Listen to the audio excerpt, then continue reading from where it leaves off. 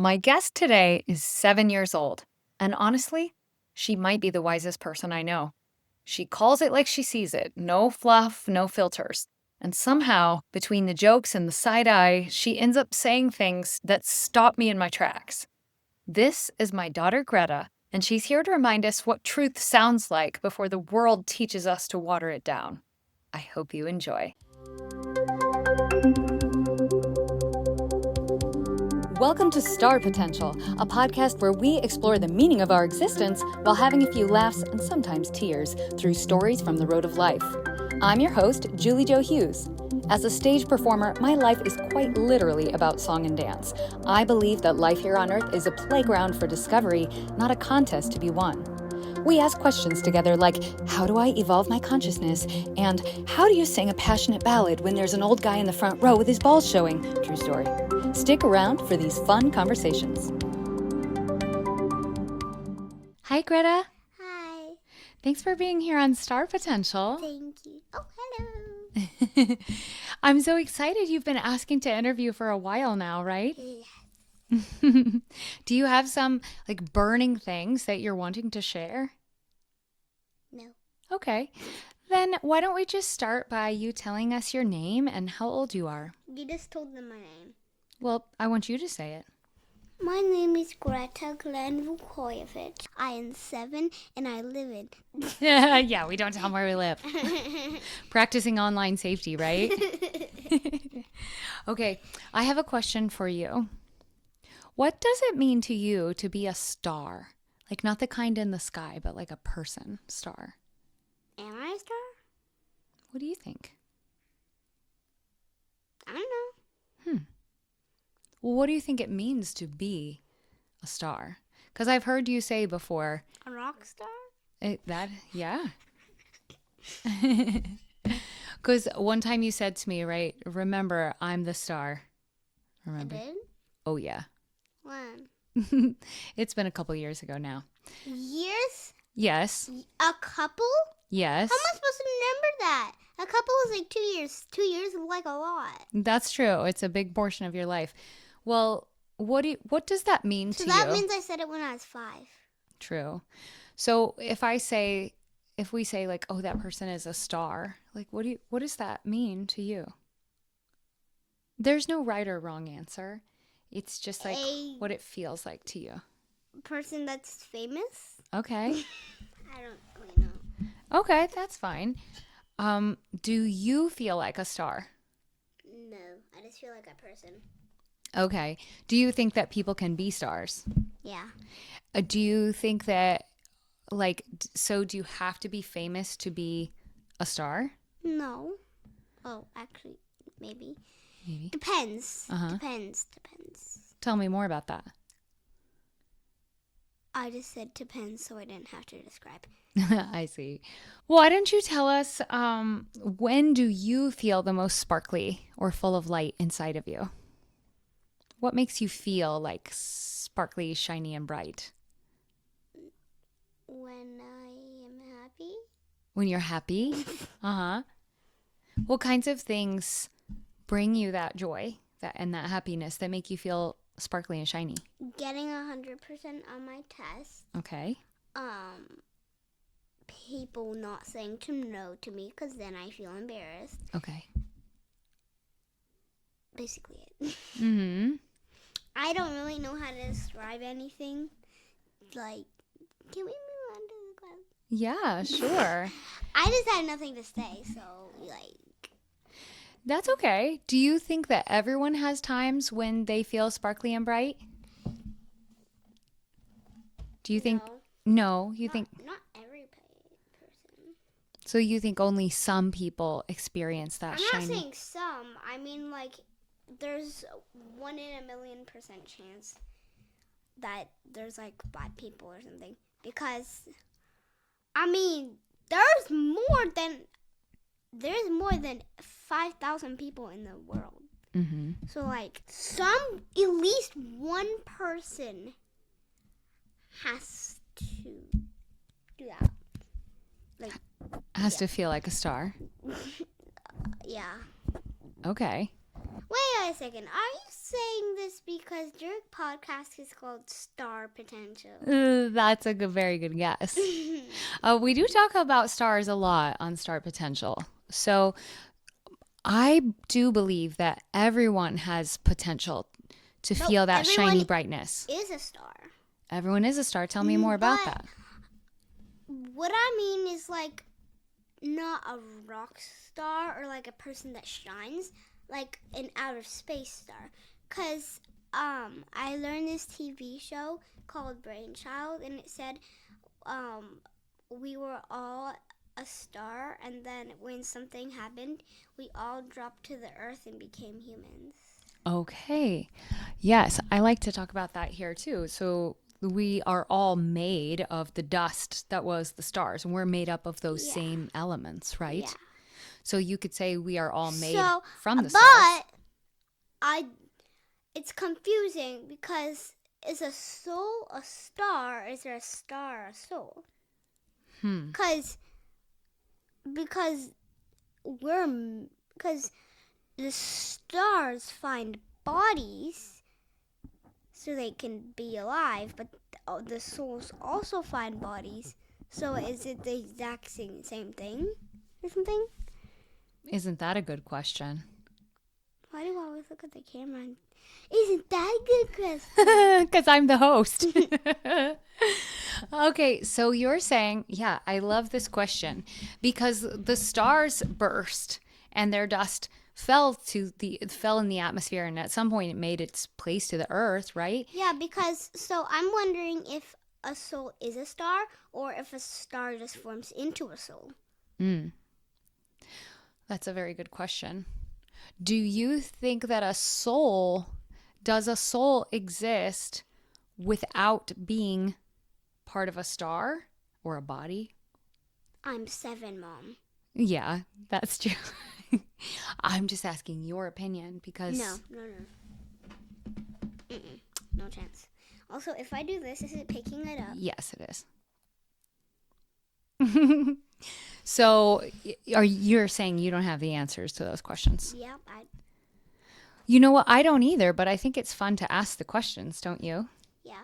I think we can transition from stars. Let's talk about some other stuff. Does that sound okay? So, Greta, you're a creator, would you say? Yeah. Tell us what you like to create. Drawings. Yeah.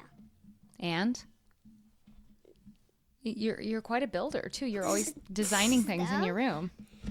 Houses for my toys, I guess. Mm-hmm. Yeah, With magnet tiles. Mm-hmm. Furniture and stuff. Yes, I've seen you build all kinds of furniture and homes for your toys. A lot of times you are building and creating worlds, right? If you could make the world, our world, any way that you wanted, what would you change about it? You were telling me some stuff the other day about if you were in charge, the first thing you would do is cancel something, and then you had plans for all these days of the week. Do you remember that? Oh, yeah. I would cancel school. You would cancel school? Why is that? I would make school not a thing. Why would you cancel school? Because then people could be free. Okay. Because I hate it. All right. And if you were free from going to school, what would you do instead? Fly to my grandma's house and get her kitties. Then after that, I would look at a deer. Then I would fly back home and play on my iPad. Then I would go to sleep and have a great day. Wow. Oh, Declan. I love those plans. Greta, you have quite an imagination, and I love you're always talking about these dreams that you have that are very vivid and playful. And so I have a question for you. Do you think, is our imagination real? Like, does it do something for us?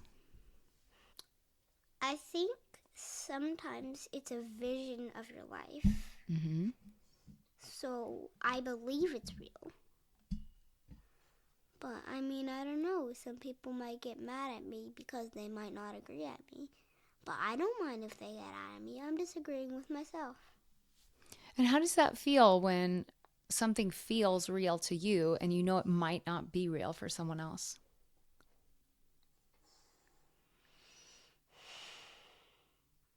I wasn't listening, sorry. That's okay. Please don't cut this part out. I said, how does that feel for you when there's something that you believe because it feels real for you and you know that other people, that might not feel real for them? Does that make it less true for you, or does it feel... I mean, no, because I listen to myself. I don't care what other people think of me. That's I just awesome. listen to myself. Oh, I just listen to myself. Sorry. That's awesome. Like playing with the corner of the wall. So, Greta, what do you think dreams are for? I think they're for exploring other worlds, and if you wanted to do something, they could help you understand that you can do it, or sometimes they are a vision. Wow. And also, dreams, I think, help you believe a lot of stuff. Tell me more about that. Like, dreams, I think you have dreams because, they... You said it could be like a vision? Yeah. Yeah. But also, they sometimes, like, if you didn't do something today and you're, like, really sad, dreams could help you dream of something, like, that's coming. And also, I think nightmares are good for you, too. Even some people think they're bad because they scare you. But I think they're good because I think God is just teaching you a lesson to be more strong in life. Wow. I never thought of nightmares like that before. I feel like He's just training you so you won't be afraid in your life sometimes. Wow. So it sounds like you're saying our dreams can kind of give us a chance to practice things, and then it can even help us to do more when we're awake. Yeah. Is that what you're saying? That's a really cool way of looking at our dreams. And I also heard you say it can be a way to go to other worlds. Like, can it be a way to go someplace that you can't go when you're awake? Yes, because you're dreaming of it, and sometimes, I'm not saying this, I'm saying at least one person in the world, they would sleepwalk into a plane, and they're dreaming of being in a plane, and then they would go to someone, or like a place, or maybe Hawaii, I don't know, just a place, and they would dream of going to that place, and then you wake up and you see on a different island, and I don't know, I'm just thinking at least one person had to do that in the universe. Yeah, maybe so. It's almost like their real life was influencing their dream, and their dream was influencing their real life. Yeah. And also, I'm not saying, I'm about to tell you something, but I'm not going to say this is real, because I did see it on YouTube. Okay. That's good that you're using discernment. Yeah, because not everything is real on YouTube. I'm just going to use this as advice. I'm not saying this is actually real. Okay. I'm just going to ask on YouTube, this guy was playing a game where you put a headset on and you like do it in the game, but you can't see. You just see stuff in the game. Like virtual reality? Yeah. I'm not saying this is real though. I'm just saying like it's on YouTube. I'm just talking about it. Okay. I'm not actually saying it's real. He was playing this game where you shoot the bad guys with a weapon, and he had a weapon in his hand. And while he was shooting the bad guys, there were his like family, because he was in VR, so he didn't know. And then he died, and then like his family died, and then he took off the headset and he saw his parents, and then that was just the end of the video. Oh, wow. But Mom, stop crying. It's YouTube. You can't. So we'll hope that didn't actually happen, but that's what can be scary about. That's why I'm never going to put on a VR set. Okay. Never. So what do you think is the difference between VR, like a game, and dreaming? I think it's because in dreaming, you go places in your head, and in VR, you actually walk places. Oh, I see. Like you're physically moving your body because you're awake. Yeah. Yeah, I guess that makes sense. That's interesting to think about. So it seems like but what I feel like I'm hearing you say is that our world that we're experiencing inside in our brain and the world that we're experiencing outside, it can get confusing sometimes, which is which, because they both feel really real. Yeah. So let's talk a little bit about how I feel like you have such a great sense of listening to your own heart. And sometimes when we become grown-ups, we kind of forget how to do that. And so if you could give us grown-ups some piece of advice about like how to be yourself and not care what other people think and listen to the voice of your own heart, what kind of advice could you give us? Like how do you stay so strong and true to yourself?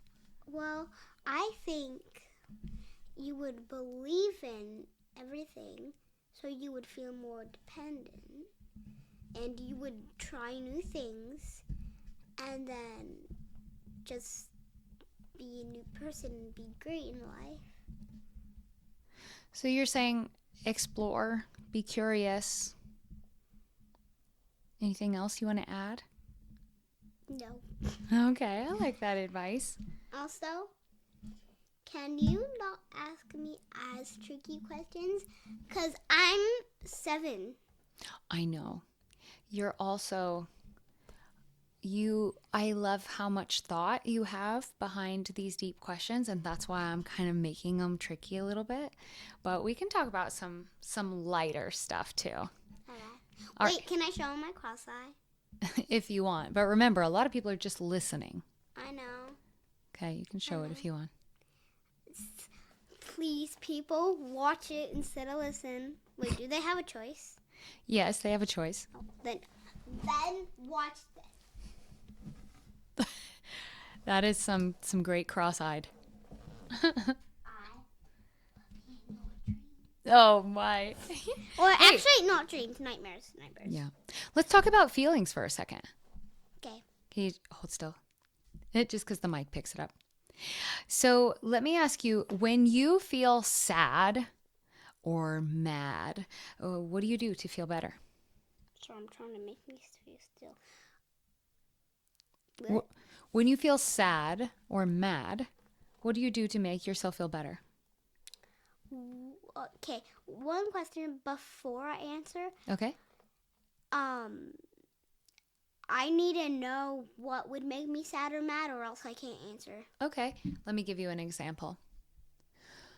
You were planning all day to have a play date with your best friend. And at the last minute, your mom, me, says, "Oh, I'm sorry. I know I told you that we could do that play date, but something came up and I forgot you had a dentist appointment today. We have to go to the dentist instead." What are you feeling? What happens next? Do you tell yourself like, "Oh, just don't feel that," or like, what happens? I know you said no violence. Uh-huh. But I would use violence. Uh-huh. Because you're feeling what? Mad or sad? Mm-hmm. Actually, no. I would feel mad more than sad. Mm-hmm. So if you're feeling mad and then you do some kind of violence, like you kick something that's mine, like my bag, or... Oh, no. I don't mean that kind of violence. I mean, like, hurting people violence. Well, yes, and you know that is really not okay, right? I know. It's just, you know me. Yes, I'm asking you this because you have very big feelings, right? And a lot of times they get expressed quickly. So let's say you are mad and you've punched me or something. How does It's happened before, guys. Totally. So when you do that and that mad energy, She grounded me. that mad energy moves through you, what do you feel next? Do you stay mad for like long time? Or when you do something like that, does it help you feel better? I don't know. Okay. Let's talk a little bit about our connection to God and our connection to each other, because I know this is something that you like to ask me about a lot, right? So if I asked you who or what is God, how would you answer that? God is not someone or something. I think he's many things. Like many living things. Like he could be a flower, he could be in our heart, he could be what else is alive? Animals. Yeah, animals. He could be life. Uh-huh. Actually, no, he is life. Interesting. So have you ever had an experience with some living thing and you felt like you were with God? Did you ever have some kind of a feeling like that? Well, not Or a really. Peace of God?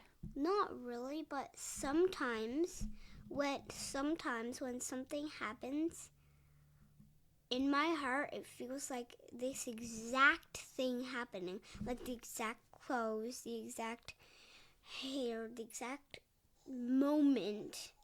It just feels like it's happened before. Really? That's really interesting. Thanks for sharing that. When do you feel closest to God or to love? I think it's when I'm sleeping or dreaming. Why do you think that is? Because I believe that God makes our dreams. Because if I thought that God makes our nightmares, he makes our dreams, right? Mm-hmm. I see. So I think I'm most with him when I'm sleeping. I love that. But I can also be with him in my day because he's also in my heart. Mm-hmm. But I think I'm most with him at nighttime, like when I'm sleeping in my dreams. I like that. Not physically, like in my mind. Okay. Most with him. So. Mm-hmm. This is kind of a funny question. There's no right or wrong, okay? If love had a color or a sound, what do you think it would be? I think love sound would be the beating in your heart, and love color would be red or pink, because red or pink is like a traditional love color. That makes sense. I'm really glad you shared these questions with me today. Thanks so much. We're done? Well, I think that this is a good place for us to wrap up for today, but I would like to give because you... we cut out a lot of parts. That's okay. Yeah. Please don't cut out this part. I won't. Want them to know that we're cutting out stuff. Yeah. Because then it's going to be funnier. Okay, we'll tell them that it is edited. Yeah. It's really hard to sit still when you're 7, right? Yeah, I'm just a baba. Well, I'm still her baby. Yeah, it's true. All right, if there's anything else you'd like to share with us today about who you are or what you want everyone to hear, what would you share with us? It can be anything. I love my life. That's so beautiful. I love you. Love you too. Thanks for being here, Greta. Love you. I love you too. Want to come back and visit us again? Yeah. All right. Bye-bye. Bye. Peace out. Please don't cut that part out.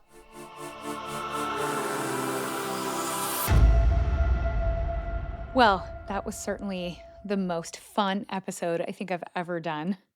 This is what life every day with Greta is like. I often say that my children are here as my guides rather than me as theirs. It's definitely a two-way street. I hope that Greta's candid and unfiltered expression brings you back to a little bit of that inner knowledge that you possess as well, that we sometimes forget about as grown-ups. We have so much more noise to cut through, right? But let's go over some of the key takeaways from our conversation today. 1, we're all made of stardust. Greta reminded us that every one of us is literally made of the same elements as the stars, which is a beautiful mirror of this show's theme that we all have divine light within us. Number 2, a soul might be just a star finding a body. Her question, is a soul a star or is a star a soul, opens a profound reflection on consciousness and where we come from. 3, dreams are teachers. Greta's belief that nightmares are good for you because they make you stronger reframes fear as a sort of guidance, a way that God teaches us resilience. 4, imagination is a vision of your life. She described imagination as something real, a preview or a practice for what's possible, reminding us how creative energy bridges our inner and outer worlds. Number 5, God is life itself. Her insight that God is not someone or something, He is life in everything, reflects a pure, non-dogmatic understanding of divine presence, one that shows up in all living things. Number 6, listening to yourself is sacred.